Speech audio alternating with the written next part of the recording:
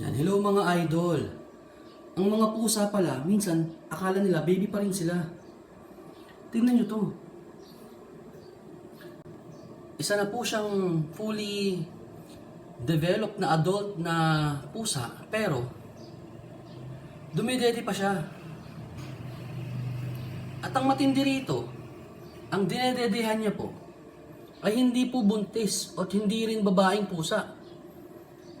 Lalaki po itong isa na to. Yan. Lalaki po itong si Keanu. At ito naman, dede pa rin ang dede. Itong si Kendra. Wala naman siyang nasisipsip dyan.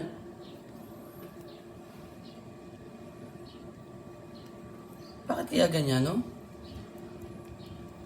Ano sa palagay niyo mga idol? Anong masasabi niyo? Bakit kailangan niya pang dumede? Eh halos nanay na nga rin siya eh.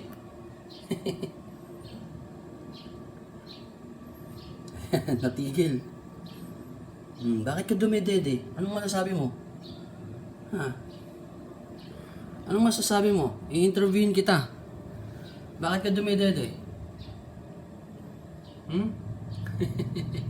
Oh. Dedede ka pa ulit ha. Yan, laging sila pong magkasama. Pero itong isa na to, ang kapatid nito si Kahel.